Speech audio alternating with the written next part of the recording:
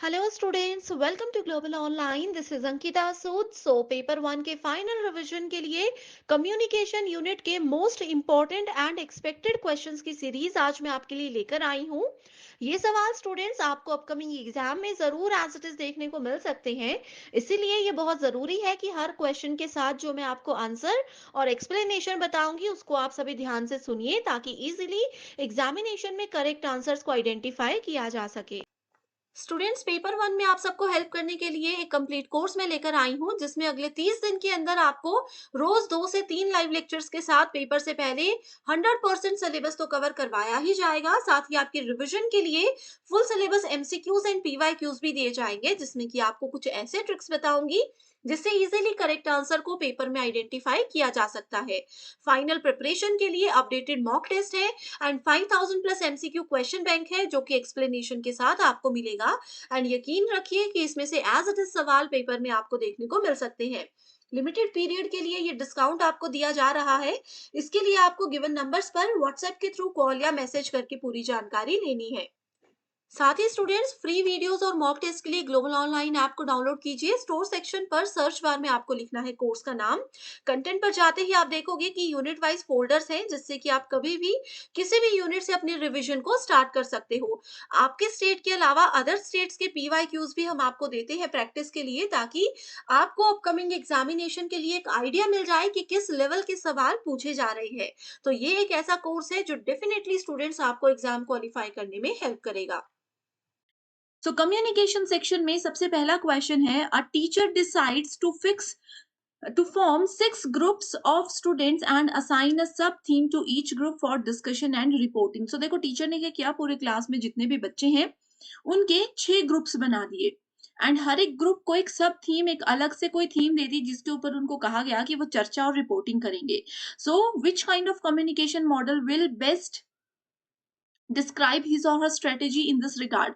सो इस तरीके से जो टीचर ने पैटर्न को फॉलो किया है, ये कौन सी स्ट्रेटेजी उन्होंने फॉलो किया, कौन सा मॉडल इन्होंने फॉलो किया है, ये पूछा जा रहा है। सो करेक्ट आंसर है ट्रांजेक्शनल मॉडल। सो देखो, कम्युनिकेशन, सबसे पहले मैं थोड़ा सा बता देती हूँ कि कम्युनिकेशन क्या होता है।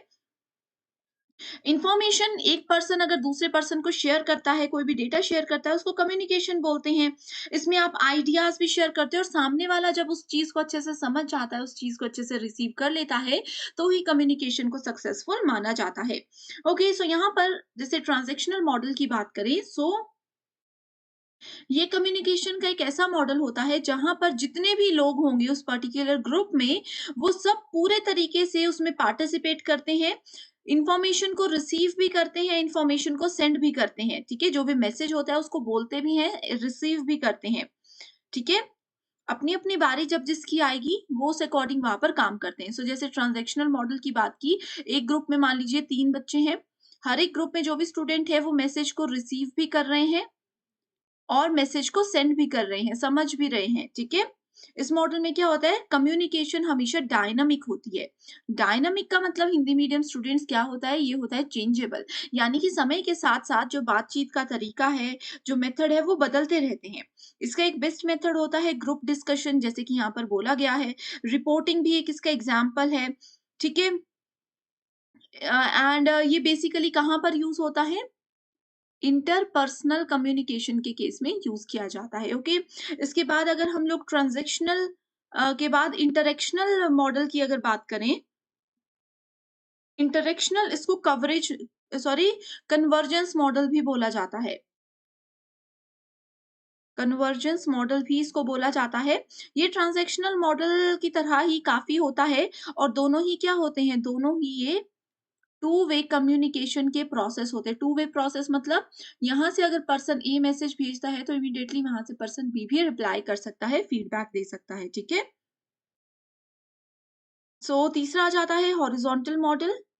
इसको हम लोग लेटरल मॉडल भी बोलते हैं, लेटरल मॉडल। ठीक है, इसमें क्या होता है, पीपल जो है दो सेम लेवल के वो आपस में बातचीत करते हैं, जैसे कलीग्स हैं। जैसे मान लीजिए एक कंपनी है, वहां पर ये कंपनी के एचआर है, एचआर अगर दूसरे एचआर से बात करे, एक क्लर्क अगर दूसरे क्लर्क से बात करे, एक डिजाइनर अगर अगर कंपनी के दूसरे मॉड्यूल के डिजाइनर से बात करे, तो वो लेवल बाय लेवल बात हो रही है।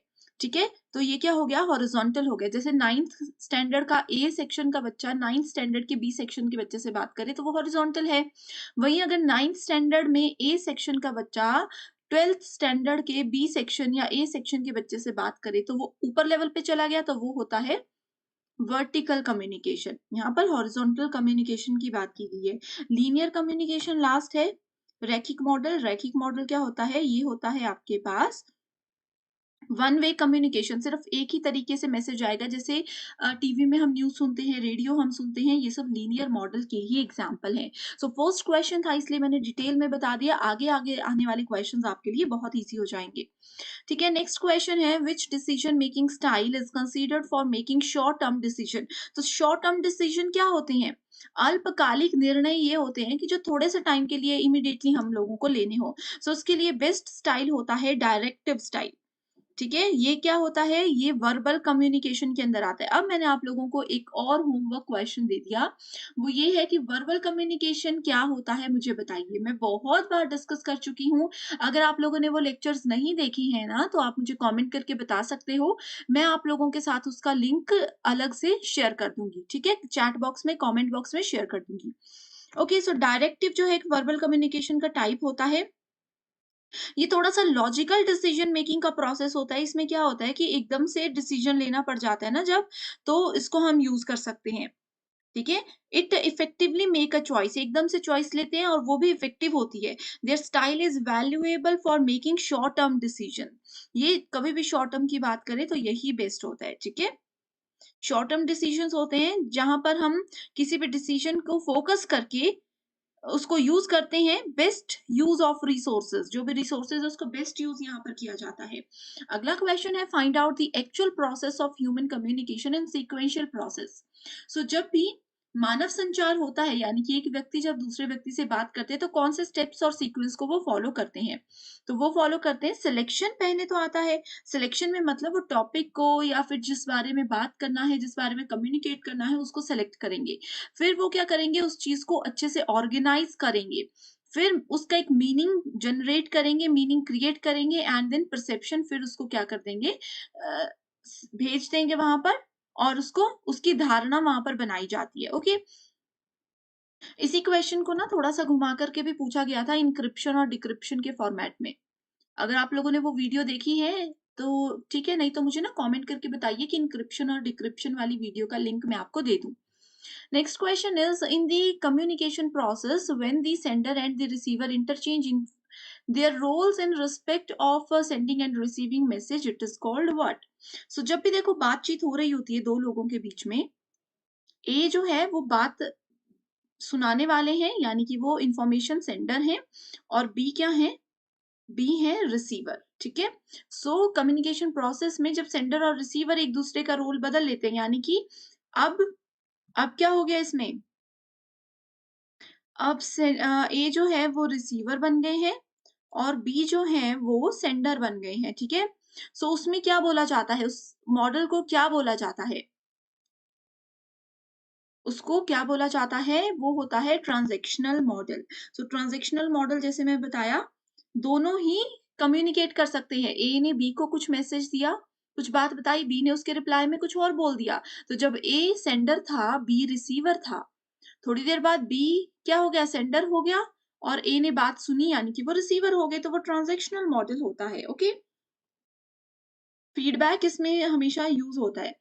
नेक्स्ट है which of the following statement is not correct about peoples participation, यानी कि जनता की भागीदारी के बारे में निम्नलिखित में से कौन सा कथन सही नहीं है। कौन सा सही नहीं है, it involves a shift from bottom up to top down approach. So देखो bottom up and top down approach क्या होता है, ये भी बहुत जरूरी है आप लोगों को जानना। बॉटम अप यानी कि नीचे से हम ऊपर की ओर जा रहे हैं, टॉप डाउन मतलब ऊपर से नीचे की ओर जा रहे हैं। ठीक है, जब भी लोग किसी चीज में पार्टिसिपेट करते हैं, किसी कम्युनिकेशन में पार्टिसिपेट करते हैं, तो ऐसी शिफ्टिंग कभी भी नहीं होती है, वो हमेशा एक लेवल पर बात करते हैं। ठीक है, सो इस स्टेटमेंट को हम बिल्कुल गलत कंसिडर करते हैं और बाकी के सारे बिल्कुल सही स्टेटमेंट है पीपल्स पार्टिसिपेशन के रिगार्ड। नेक्स्ट क्वेश्चन है identify the skills promoted by communication from the following. So निम्नलिखित में से संचार द्वारा प्रोत्साहित कौशलों की पहचान करें। ठीक है। सो कम्युनिकेशन जब भी करते हैं तो कौन से स्किल को यहाँ पर हम आइडेंटिफाई करते हैं, कौन से स्किल को सॉरी यहाँ पर प्रमोट करते हैं, तो हम करते हैं रीडिंग एंड लिसनिंग। अब देखो, जैसे मैं बात कर रही हूँ, हो सकता है कई बच्चों को ये पढ़ना ना आता हो। एक एग्जाम्पल ले रही हूँ, बेसिक सी स्टेटमेंट है, पर किसी को अगर ये पढ़ना नहीं आता होगा तो वो क्या करेंगे, उन्होंने मेरी वीडियो देख करके मेरे साथ कम्युनिकेट करके इस चीज को सुन लिया ध्यान से, उन्होंने उस चीज को पढ़ना भी समझ लिया और सुन भी लिया। ठीक है। और नेक्स्ट आ जाता है helping and speaking and writing, यानी कि एक बार उन्होंने किसी चीज को पढ़ लिया, किसी चीज को सुन लिया, उसके बाद वो उसको खुद बोल भी सकते हैं और फिर उसको लिख भी सकते हैं। तो ये क्या है, कम्युनिकेशन हमारे ये 4 स्किल्स को प्रमोट करती है। Next question, in the process of communication encoding means what? So encoding का मतलब होता है using symbols to express an idea. Okay, so यहाँ पर इसका ये करेक्ट आंसर नहीं है। In the process of communication and coding means, देखो, एनकोड करने का मतलब होता है, बिल्कुल करेक्ट आंसर है, मैं सिंपल लैंग्वेज में आपको बताती हूँ। अब देखो, ए है और ये पर्सन बी है। ठीक है। ए कौन है, यहाँ पर सेंडर है, अभी तक मैंने आपको बताया, और बी है यहाँ पर रिसीवर। अब जो ए है, जो मैसेज सेंड कर रहे हैं, उनको एनकोडर भी बोला जाता है, और बी जो सुन रहा है उनको डिकोडर भी बोला जाता है। एनकोड करना होता है मतलब जो भी ए का मैसेज है, जो भी बात ए बोलना चाहते हैं, उस मैसेज को सिंबल्स और किसी और तरीके से अपनी बात को, अपने आइडिया को प्रेजेंट करना किसी दूसरे के सामने, वो एनकोडिंग होता है।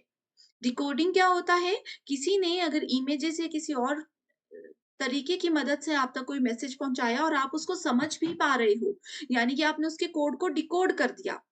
ठीक है, तो वो डिकोडिंग होती है। नेक्स्ट है, from the list given below identify the psychological barrier of communication. आपको पता है कम्युनिकेशन में बैरियर्स होते हैं। जैसे मैं आपको पढ़ा रही हूँ, अगर आपका इंटरनेट स्लो है तो वो एक बाधा बन जाएगा हमारी बातचीत के बीच में। ठीक है। वैसे ही अगर मैं जैसे आप लोगों को इंटरेस्ट ही नहीं है पढ़ने में, तो आप नहीं सुनोगे ध्यान से, तो वो आपका इंटरेस्ट क्या बन गया, कम्युनिकेशन में एक बैरियर बन गया।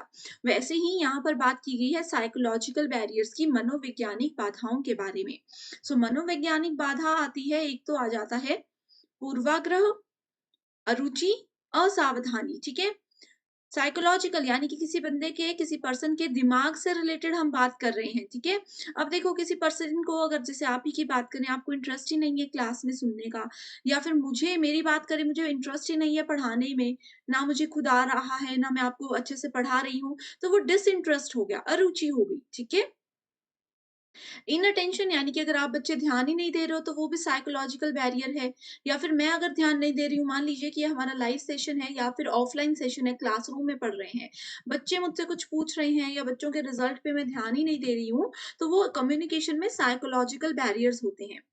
अगला क्वेश्चन है, the concept of entropy as used in communication is related to what? So it is related to order, यानी कि आदेश।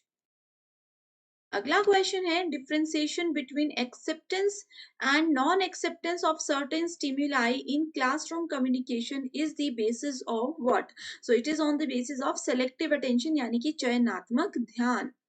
क्लासरूम कम्युनिकेशन में से बहुत बार एग्जाम में क्वेश्चन आता है, सो इसमें मेरा यही सजेशन है कि समय कम है, आप लोग सिर्फ प्रीवियस ईयर क्वेश्चंस पढ़ लीजिए, आपके लिए वो काफी होंगे। ओके। नेक्स्ट क्वेश्चन, दावा और कारण, असर्शन रीजन बेस्ड है। The initial messages to student in classroom by a teacher need not be critical and establish interactions later. And इसका कारण क्या है? More control over the communication process means more control over what the students are learning. ठीक है। So initial message जो होता है classroom में, जो स्टूडेंट्स को दिया जाता है एक टीचर के द्वारा, वो ज्यादा क्रिटिकल भी नहीं होना चाहिए जिससे कि इंटरेक्शन बाद में स्टैब्लिश ना हो सके। इसका कारण ये है, more control over the communication process means more control over what the students are learning. यानी कि अगर हम कम्युनिकेशन यानी कि संचार, जो संप्रेषण होता है, उसकी बात पर ज्यादा कंट्रोल करें, उसको ज्यादा नियंत्रण में रखने की कोशिश करें, तो यानी कि स्टूडेंट्स जो सीख रहे हैं, कहीं ना कहीं हम इनडायरेक्टली उस चीज को भी कंट्रोल कर रहे हैं। तो ऐसा कुछ भी नहीं होता क्लास में। फालतू की कम्युनिकेशन को कंट्रोल करने एक टीचर की रिस्पॉन्सिबिलिटी होती है, लेकिन उसका फर्क स्टूडेंट क्या सीख रहे हैं उस पर बिल्कुल भी नहीं पड़ता। ओके, सो इसलिए करेक्ट आंसर है option number 3। Next question is, assertion reason based question है। To communicate well in classroom is a natural ability. कक्षा में अच्छे से बातचीत करना एक प्राकृतिक क्षमता है। Effective teaching in classroom demands knowledge of communication process. यानी कि अगर मैं कक्षा में आपको अच्छे से पढ़ाना चाहती हूँ तो उसके लिए मुझे कम्युनिकेशन करना अच्छे से आना चाहिए। तो ये वाली स्टेटमेंट बिल्कुल ट्रू है। टीचर का नॉलेज, टीचर्स के स्किल्स, हमने टीचिंग एप्टीट्यूड में ये बार-बार पढ़ा है कि टीचर के पास स्किल्स होना चाहिए, उनके पास नॉलेज होना चाहिए, लेकिन साथ में उनमें कम्युनिकेशन स्किल्स भी होनी चाहिए कि उनको ज्ञान तो बहुत है लेकिन उनके वर्ड्स क्लियर नहीं है, उनको अच्छे से बात करना नहीं आता, ठीक है? और कम्युनिकेट करना क्लास में एक नेचुरल एबिलिटी नहीं होती, नेचुरली किसी में भी नहीं होता, वो सीख जाता है समय के साथ-साथ एक टीचर, ओके? नेक्स्ट क्वेश्चन है classroom communication is transactional process. Transactional हम डिस्कस कर चुके हैं। ठीक है, कारण ये है कि a teacher does not operate under the assumption that students responses are purposive. So दोनों ही स्टेटमेंट्स ट्रू भी हैं और आर इसका बिल्कुल करेक्ट एक्सप्लेनेशन भी बता रहा है। ट्रांजैक्शनल प्रोसेस में क्या होता है, प्रॉपर ट्रांजैक्शन को फॉलो किया जाता है। ठीक है, यहाँ पर एक सीक्वेंस को, एक रोल को फॉलो किया जाता है, ठीक है? जैसे कि जिसमें सेंडर होते हैं, रिसीवर होते हैं, वो क्या करते हैं, सेंडर ने मैसेज यहाँ से भेजा, रिसीवर ने उसका फीडबैक दिया, ठीक है? और इस समय रिसीवर क्या बन गया था, सेंडर बन गया था, सेंडर क्या बन गया था, रिसीवर बन गया था। नेक्स्ट क्वेश्चन है which of the following set of statement is correct for describing human communication. So इससे रिगार्डिंग में करेक्ट आंसर है non verbal communication can stimulate the ideas. Non verbal communication मतलब जो गैर मौखिक होती है, जिसमें बोला नहीं जाता, इशारे वगैरह किए जाते हैं, तो आइडियाज को वो स्टिमुलेट करता है। दूसरा है communication can not break down. ठीक है, कम्युनिकेशन को बीच में रोका नहीं जा सकता। नेक्स्ट है more communication means more effective learning by students. यानी कि जितनी ज्यादा कक्षा में बात होगी उतने ज्यादा जो है बच्चे सीखेंगे। Value of what is learn through classroom communication is not an issue for students. यानी कि कक्षा संचार के माध्यम से बच्चे को जो भी सिखाया जाता है उसका मूल्य छात्रों के लिए कोई मुद्दा नहीं होता। ठीक है, सो ये 4 पॉइंट्स आप लोगों के यहाँ पर करेक्ट आंसर है। ह्यूमन कम्युनिकेशन प्रोसेस की बात की गई है, ओके। नेक्स्ट क्वेश्चन 2017 नवंबर में पूछा गया था the classroom communication should essentially be. So ये क्या होना चाहिए, एम्पैथेटिक होना चाहिए, सहानुभूति भरा होना चाहिए। ऐसे नहीं कि हर किसी को सहानुभूति, बट डिसेंट वे में कम्युनिकेट अगर क्लासरूम में किया जाए हर बच्चे के साथ, तो वो बात यहाँ पर की गई है। Good communicator begins his or her presentation with ice breaker. देखो जो भी अच्छा एक कम्युनिकेटर होता है वो अपनी बात कहाँ से शुरू करता है, आइस ब्रेकर। थोड़ा सा हिंदी में ये गलत है, बर्फ तोड़ने वाला नहीं। आइस ब्रेकर होता है कि देखो जैसे मैंने कोई अपनी बात खत्म की, अब दूसरा पर्सन जब उसको फीडबैक देने लगता है, उस बात का रिप्लाई करने लगते हैं, तो वो आइस ब्रेकर यानी कि मेरी पुरानी बात की लास्ट स्टेटमेंट को ही ध्यान में रखते हुए अपनी बात को, अपने पॉइंट को शुरू करेंगे, तो वो एक गुड कम्युनिकेटर होता है। ठीक है, in a classroom the probability of message reception can be enhanced by, so it can be enhanced by establishing a viewpoint यानी कि एक दृष्टिकोण स्थापित करना। अगला क्वेश्चन है बेस्ड ऑन जनवरी 2017। ओह, ये ठीक है, इसमें क्वेश्चन बस यही है effective classroom communication presupposes what. So it presupposes understanding. Effective communication अगर बनाना है तो सबसे पहले जो दो लोग आपस में बात कर रहे हैं उनके बीच में भी आपसी समझ होनी चाहिए, और जो टॉपिक आप बता रहे हो या फिर कुछ भी पढ़ा रहे हो या जनरल बातें आप लोग कर रहे हो, तो उस चीज की अंडरस्टैंडिंग भी, उस चीज की समझ भी आपको होनी चाहिए कि आप क्या बोल रहे हो, क्या ये जो भी बातें आप बता रहे हो वो बिल्कुल सच है या फिर वो झूठी बातें हैं, तो वो सब चीज अंडरस्टैंडिंग आपको होनी चाहिए। तो इफेक्टिव कम्युनिकेशन शुरू करने से पहले पूर्व मान्यता ये होती है। अगला क्वेश्चन है when verbal and non verbal messages are contradictory it is said that most people believe in non verbal communication. अब देखो जैसे मैं आप लोगों को मान लीजिए कि क्लासरूम में पढ़ा रही हूँ, क्लासरूम में पढ़ाते समय क्या हो रहा है, मैं बोल भी रही हूँ, मेरे वर्ड्स भी आप सुन रहे हो, साथ में मैं हाथों से भी इशारा कर रही हूँ। अगर जैसे मैं आपको बताती हूँ कि हम 4 फ्रेंड्स घूमने गए थे और मैं मुँह से भी 4 फ्रेंड्स बोल रही हूँ, हाथ की उँगलियों से भी 4 के इशारे कर रही हूँ। तो आप लोगों का ज़्यादा ध्यान कहाँ होगा? मेरी हाथों पर, मेरी उँगलियों पर होगा, मेरे एक्सप्रेशंस पर होगा। तो वही इसमें पूछा गया है कि वर्बल नॉन वर्बल यानी कि बोलकर और इशारेबाजी से अगर दोनों चीजें रखी जाएं एक साथ, तो आपका ज्यादा ध्यान, जो लोग हैं वो किस चीज पे ज्यादा विश्वास करेंगे, वो करेंगे नॉन वर्बल कम्युनिकेशन पे। ठीक है। नेक्स्ट क्वेश्चन है, the typical feature of an information rich classroom lecture is in the nature of being factual, यानी कि तथ्यों पर वहां पर विश्वास किया जाता है। Expressive communication is driven by, expressive communication encoder decoder के कॉन्ट्रैक्ट से होती है। एनकोडर कौन, जो मैसेज सेंड करते हैं, डिकोडर कौन, जो मैसेज रिसीव करते हैं। दोनों के बीच में जो कॉन्ट्रैक्ट्स हैं, जो बातचीत है, उसके ऊपर एक्सप्रेसिव कम्युनिकेशन जो है बनती है। Positive classroom communication leads to, positive classroom communication कैसे बनती है, परसुएशन से, अनुनय से। नेक्स्ट है, classroom communication is the basis of social identity. तो आप लोगों की सोशल आइडेंटिटी क्या है, कहीं ना कहीं क्लासरूम कम्युनिकेशन का आधार वो होता है, या वो उसका आधार होता है। ठीक है। Identify the important element a teacher has to take cognizance of while addressing student in a classroom. So it is voice modulation, यानी कि ध्वनि मॉड्यूलेशन। अपनी आवाज स्टूडेंट्स को कब लो रख, टीचर्स को कब लो रखनी है, कब हाई पिच में बोलना है, स्टूडेंट्स को अटेंटिव रखने के लिए, ये बहुत इंपॉर्टेंट होता है। यही बोला है इसमें कि identify important element a teacher has to take, यानी कि टीचर को वो कौन से एलिमेंट, कौन सी चीज पर फोकस करना चाहिए जब वो किसी स्टूडेंट को क्लासरूम में एड्रेस कर रहे हैं, यानी कि उनको पॉइंट आउट करके कुछ बता रहे हैं। अगर बेसिक क्वेश्चन पूछना है तो आवाज लो होनी चाहिए। अगर किसी स्टूडेंट को बस बोलना कुछ नहीं है, अपनी आवाज से ही थोड़ा डराना है या एक्टिव होने के लिए बोलना है, तो वो आप थोड़ा सा अपना वॉइस को है जो है हाई लो कर सकते हो। What are the barriers of effective communication. So बाधाएं कौन सी होती हैं, वो होती है moralising, being judgemental and comments of consolation. The choice of communication partners is influenced by factors of utility, secrecy, dissonance.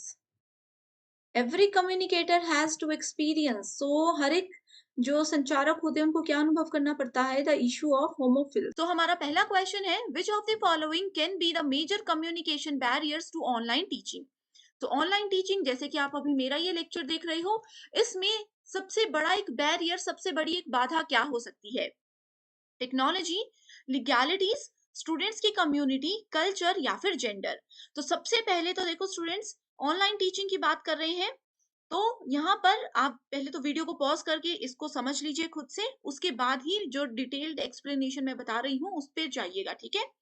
So technology, technology क्या करती है, अगर आप लोगों के पास मोबाइल ही नहीं है, एक अच्छा इंटरनेट कनेक्शन ही नहीं है, तो आप लोग ऑनलाइन क्लासेस ले ही नहीं सकते। तो ये एक सबसे बड़ा बैरियर है। उसके बाद आ जाता है कल्चर। अभी भी हमारे बहुत सी जगह ऐसी है जहां पर कल्चर में ये बोला जाता है कि लड़कियों को एक अच्छी एजुकेशन नहीं दी जाती है, उन लोगों को मोबाइल फोन्स, इंटरनेट, ये सब चीजें नहीं प्रोवाइड करवाई जाती हैं। तो ये एक कल्चर बहुत बड़ा बैरियर होता है। सिमिलर जेंडर्स का भी यहाँ पर पॉइंट रहेगा। सो करेक्ट आंसर क्या है, correct answer is option number 2, that is A, D and E. Next question is assertion reason based. Giving orders to student in the classroom is a specific form of communication, यानी कि छात्रों को कुछ आदेश देना एक communication का ही तरीका होता है कक्षा में।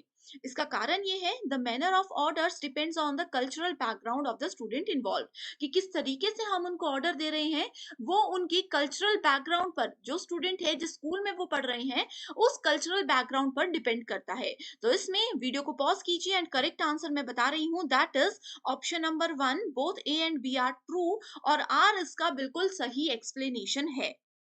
ये क्यों है, क्योंकि देखो कक्षा में स्टूडेंट्स को ऑर्डर देंगे तो इससे पता चलेगा कि कैसे, किस तरीके से लोगों के साथ बात करनी है, एंड ये डिपेंड करता है हमारे बैकग्राउंड पर, हमारी लोकेशन पर, जहां पर हमारा क्लासरूम है, जिस कॉलेज यूनिवर्सिटी में हम लोग पढ़ रहे हैं।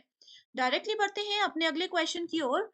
ये भी असर्शन रीजन बेस्ड क्वेश्चन है। इसमें पूछा गया है, universality of communication makes education vital and vibrant, यानी कि संचार की सार्वभौमिकता शिक्षा को जीवंत और भी ज्यादा जीवंत बना करके रखती है, उसको स्प्रेड करती है ऑल ओवर द एरिया में। इसका कारण ये बताया गया है, semiotic narration does not lend itself credence to make it an efficient mode of teaching, यानी कि लाक्षणिक वर्णन इसे शिक्षण का एक कुशल तरीका बनाने के लिए खुद को विश्वसनीय नहीं बनाता है। बहुत ही सिंपल क्वेश्चन है, बहुत ही बेसिक डेफिनेशन है। करेक्ट आंसर क्या है? That is option number 3, statement A. Assertion बिल्कुल सही है, लेकिन आर इसका कारण बिल्कुल ही गलत स्टेटमेंट है। ओके क्योंकि देखो, जो भी संचार में सार्वभौमिकता होती है, यानी कि सभी लोगों को जो एक साथ शिक्षा प्रोवाइड करवाई जाती है यूनिवर्सिटी लेवल पर, वो वाइटल और वाइब्रेंट होती है। इससे स्टूडेंट अपने करिकुलम के अलावा बहुत सी चीजें और भी सीखते हैं। नेक्स्ट क्वेश्चन है मैच द फॉलोइंग से रिलेटेड, जिसमें कि एक तरफ टाइप्स ऑफ कम्युनिकेशन दिया है, दूसरी तरफ उनके डिस्क्रिप्शन दी है। हिंदी मीडियम स्टूडेंट्स भी यहाँ पर डिटेल में देख सकते हैं। पहला है डायडिक कम्युनिकेशन, ये एक प्रीवियस ईयर क्वेश्चन है जो कि एग्जाम में बहुत बार पूछा जा चुका है। दूसरा है public communication, organisational communication and mass communication. बहुत से स्टूडेंट्स ऐसे होंगे जिन्होंने शायद ऊपर के ये 3 वर्ड्स अभी तक नहीं सुने होंगे, लेकिन मास कम्युनिकेशन यूजीसी नेट अगर आप कर रहे हो तो इस टॉपिक को बिल्कुल मिस नहीं कर सकते। मास कम्युनिकेशन क्या होता है? वीडियो को पॉज करके पहले आंसर नोट कीजिए, फिर एक्सप्लेनेशन पे जाइएगा। मास कम्युनिकेशन होता है जहां पर एक पर्सन बहुत सारी ऑडियंस को, एक लार्ज नंबर ऑफ ऑडियंस को एक साथ कोई इंफॉर्मेशन प्रोवाइड कराते हैं, जैसे कि न्यूज चैनल, जैसे कि रेडियो एफएम, जैसे कि कोई भाषण देते हैं। ठीक है, तो ये होता है मास कम्युनिकेशन। सो मास कम्युनिकेशन से डायरेक्टली आप इसका आंसर आइडेंटिफाई कर सकते थे कि क्या है। Messages flow through a network of interdependent relationship. ठीक है, एंड बाकी के भी आप यहाँ पर मैच करके देख सकते हो। Next question is communication stimuli use to convey the messages are known as. So संदेश संप्रेषित करने के लिए, संदेश भेजने के लिए, स्टिमुलाई का मतलब है कम्युनिकेशन करने के लिए, मैसेज भेजने के लिए कौन सी चीज का सबसे ज्यादा संचार में उत्तेजनाओं का होना जरूरी होता है? तो वो होता है कोड्स का होना जरूरी। बहुत डायरेक्ट डेफिनेशन है, बहुत बेसिक क्वेश्चन है। Again, assertion reason based question we have in group discussion. Some participants enter the fray with big chips on their students. Group discussion में बहुत सारे लोग होते हैं, सबको बोलने का पूरा अधिकार होता है। रीजन क्या है? There are antagonist people who are calm and listed. So calm and listed, ठीक है। सो बहुत से लोग ऐसे होते हैं जो कि वहां पर के विरोधी लोग होते हैं, जो कि क्लैम और सूचीबद्ध हैं। करेक्ट, इसका ये कारण इसमें बताया गया है। सो अच्छे से समझिए, करेक्ट आंसर क्या है? Option number 4, that is A is not correct but R is correct. So group discussion में कुछ पार्टिसिपेंट्स जो है वो free with big chips on their students, इसके लिए वहां पर आते हैं। Because of new media learning is no longer an assembly of. So new media में क्या चीजें आती है? ऑनलाइन टीचिंग आती है, टेक्नोलॉजी आती है, ऑनलाइन जो कम्युनिकेशन हम करते हैं वो सब चीजें आती है। Learning is no longer an assembly of facts. ठीक है, इसमें ज्यादातर फैक्ट्स पर लोग, तथ्यों पर बात नहीं करते, बस कम्युनिकेट करते हैं। ऑनलाइन जैसे आपने देखा होगा इमोजीज के थ्रू कम्युनिकेट किया जाता है, इसके कोई तथ्य नहीं होते, फैक्ट्स नहीं होते। असर्शन रीजन बेस्ड क्वेश्चन है फिर से। Allowing an issue to fester will contribute to effective communication, यानी कि किसी समस्या को कम होने देना प्रभावी संचार में योगदान देता है। इसका कारण क्या है? A good communicator will address an issue in the classroom before it becomes precarious. तो देखो, बिल्कुल हिंदी एक्सप्लेनेशन भी इजी लैंग्वेज में है, तो स्टूडेंट्स आप यहाँ से भी पढ़कर कॉन्सेप्ट्स को समझ सकते हो। फाइनल एग्जाम में भी आप लोगों के पास दोनों ऑप्शंस होंगे, तो अगर आप एक लैंग्वेज में नहीं समझ पा रहे तो दूसरे पे शिफ्ट कर सकते हो। सो यहाँ पर डायरेक्टली हम आंसर पे जाते हैं, that is option number 4। Assertion गलत है एंड रीजन बिल्कुल सही है। Good communicator will address an issue in the classroom before it becomes precarious, यानी कि एक अगर आप अच्छे कम्युनिकेटर हो, बातचीत करने में एक एक्टिव पर्सन हो, तो क्लासरूम में कोई इशू होने वाला है, कोई प्रॉब्लम बढ़ने वाली है, तो आप लोगों को वो चीज पहले से समझ आ जाती है। इससे पहले कि वो प्रॉब्लम बहुत बड़ी हो जाए, आप उसको पॉइंट आउट करके कंट्रोल में कर लेते हो। ये इस रीजन वाली स्टेटमेंट में बोला गया है। Next is, what are the most prominent elements in the management of communication in an educational institution?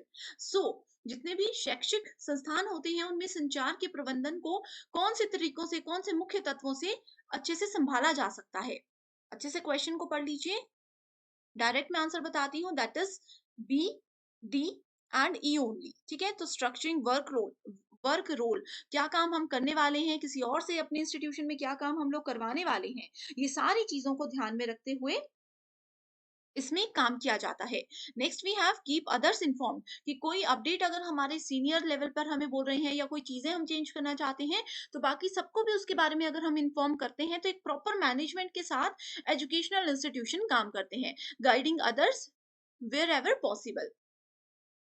Next question is the concept fraction of selection in classroom communication is determined by the expectations of reward related to.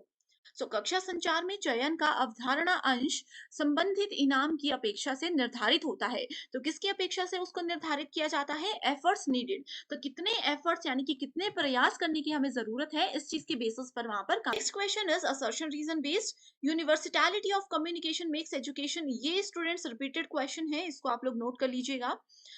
Next question है, एक तरफ examples दिए गए हैं, दूसरी तरफ types of communication दिया गया है। Horizontal, intrapersonal, mass and group communication. Basic question है, जल्दी से वीडियो को पॉज करके आप इसका आंसर देख सकते हो।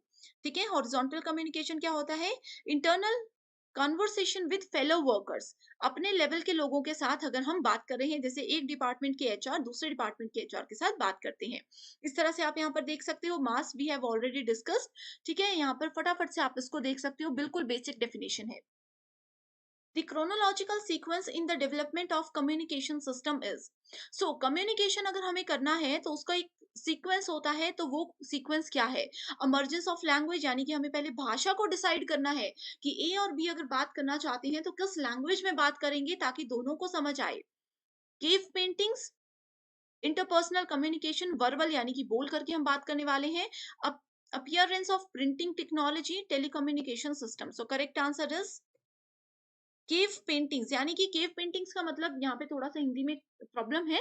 केव पेंटिंग्स का मतलब होता है कि पहले हमें टॉपिक पता होना चाहिए कि हम क्या करने वाले हैं, कि हम किस बारे में बात करने वाले हैं, किस तरह के लोगों के साथ हम बात करने वाले हैं। उसके बाद लैंग्वेज डिसाइड होती है। इस तरह से ये प्रॉपर सीक्वेंस को हम फॉलो करते हैं। Next question is the positive impact of communication depends on. तो अगर संचार को हम अच्छा बनाना चाहते हैं तो उसके सकारात्मक प्रभाव क्या हो सकते हैं?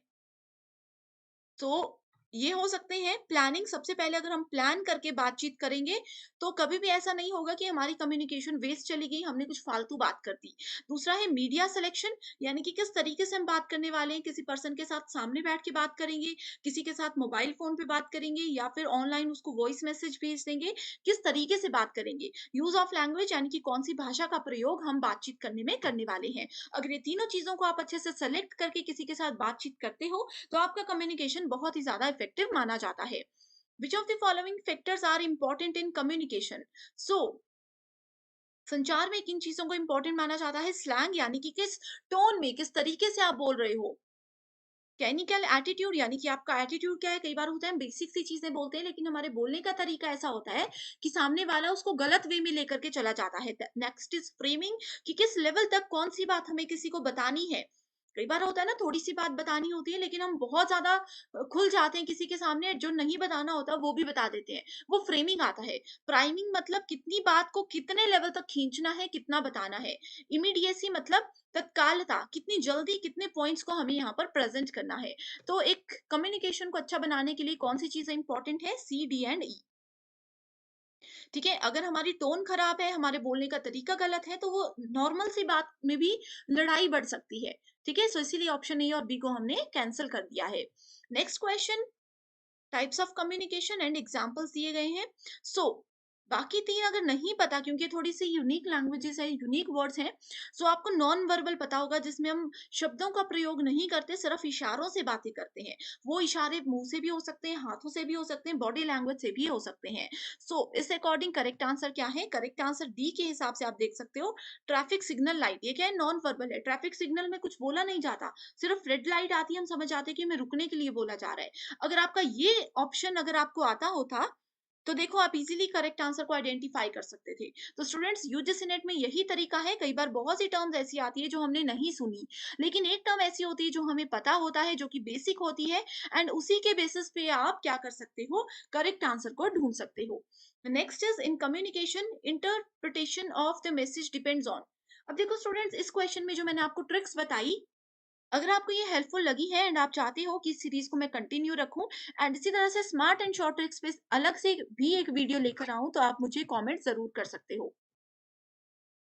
तो interpresentation interpretation sorry of a message depends on what. So ये किस पे डिपेंड करता है? कॉन्टेक्स्ट पे, कि मैसेज का प्रसंग क्या है, उस पे डिपेंड करता है। The sequence of cultural institutions in communication is. So cultural institution communication किस तरह से हम सीखते हैं? सबसे पहले एक बच्चा फैमिली से बोलना सीखता है, फिर स्कूल में जाता है, फिर रिलीजन अपने धर्म के बारे में जानना और बोलना सीखता है, उसके बाद मास मीडिया यानी कि लोगों के बीच में बोलना सीखता है। सो correct answer is option 1। Statement based question है, free and unlimited use of non verbal cues enhance the communicative aspects of classroom teaching. And इसकी स्टेटमेंट 2 बोलती है, pleasant persona of the teacher enlivens the classroom ecosystem in the light of these two statements। कौन C correct है? तो यहाँ पर अगर आप लोग देखोगे सब करेक्ट ऑप्शन है हमारे पास option number 2। Next question is the consequences of effective classroom communication are. So प्रभावी कक्षा संचार के परिणाम क्या होते हैं? ये क्वेश्चन बहुत बार मैंने डिस्कस किया है, इसको एक्सप्लेन भी मैं नहीं करूंगी, डायरेक्ट आप आंसर बताओगे। That is option number 4। Next is authors दिए गए हैं एंड कम्युनिकेशन के कुछ कॉन्सेप्ट्स दिए गए हैं। ये क्वेश्चंस बहुत बार आते हैं, ठीक है। सो देखो कम्युनिकेशन का कौन सा कॉन्सेप्ट किस ऑथर ने दिया है, कम्युनिकेशन के डेफिनेशंस कौन से ऑथर ने दी है, ये भी पूछा जाता है। So option number 3 is the correct answer. इसमें एक्सप्लेनेशन कुछ भी नहीं है, बस आप नाम याद रख लीजिए। Poor listening by audience leads to. अब मैं आपको पढ़ा रही हूँ, आप में से बहुत से बच्चे ऐसे होंगे जो कि वीडियोस देख रहे हैं लेकिन याद कुछ नहीं आ रहा, सुन ही नहीं रहे हैं, तो याद भी कहाँ से आएगा?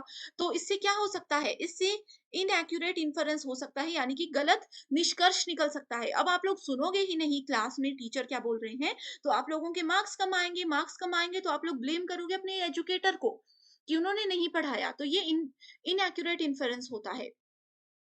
Identify the correct sequence of mass media functions. Mass media function का एक सीक्वेंस कौन सा होता है? ये होता है, पहले आपके पास इंफॉर्मेशन होती है, फिर एजुकेशन, फिर entertainment, then we have transmission of culture, then social integration. Which of the following are true in respect of communication? Communication में कौन कौन सी चीजें बिल्कुल ट्रू है? फिल्टरिंग द प्रोसेस, कि बोलना कितना बोलना है, किसी को कितनी बात बतानी है। बैरियर लेस प्रोसेस, कि कम से कम बाधा हमारे बोलने के तरीके में हो। Life long process, universal process या कलेक्टिव प्रोसेस। करेक्ट आंसर है सी, डी एंड ई ओनली। क्योंकि कम्युनिकेशन में हम जितनी मर्जी कोशिश कर लें बैरियर्स ना आए, लेकिन कुछ भी हो सकता है। फिल्टरिंग प्रोसेस भी ये हो सकता है, ठीक है। Next is cognitive dissonance in classroom communication is the result of. तो कॉग्निटिव मतलब मेंटल लेवल, किसी के दिमाग में कितनी चीजें हैं, उनका मानसिक जो लेवल है, दिमाग याद रखना, ये सारी चीजें आती हैं कॉग्निटिव के अंदर। तो इसका करेक्ट आंसर है स्टूडेंट के इंटरेस्ट पर। कोई स्टूडेंट अगर अच्छे से सुन रहा है, क्लास में पूरा दिमाग लगा करके सुन रहे हैं, तो वो अच्छा स्कोर करेंगे। उनका इंटरेस्ट है वो तभी सुनेंगे। किसी स्टूडेंट का इंटरेस्ट ही नहीं है, वो जबरदस्ती बैठे हैं, तो वो सुनेंगे ही नहीं, तो क्लासरूम में कम्युनिकेशन बेहतर हो ही नहीं सकता। तो ये थे आज के 25 क्वेश्चंस। आई होप स्टूडेंट्स आप लोगों ने बहुत ही अच्छा स्कोर किया होगा, 50 में से 40 प्लस। हम विश करते हैं कि डे बाय डे आप लोग अच्छा स्कोर करोगे। जितना भी आपका स्कोर है आप हमें कमेंट कर दीजिए, एंड आपकी तैयारी को और बूस्ट अप करने के लिए इसी तरह की सीरीज को हम कंटिन्यू रखेंगे। So thank you so much for watching the session and I wish you all the very best.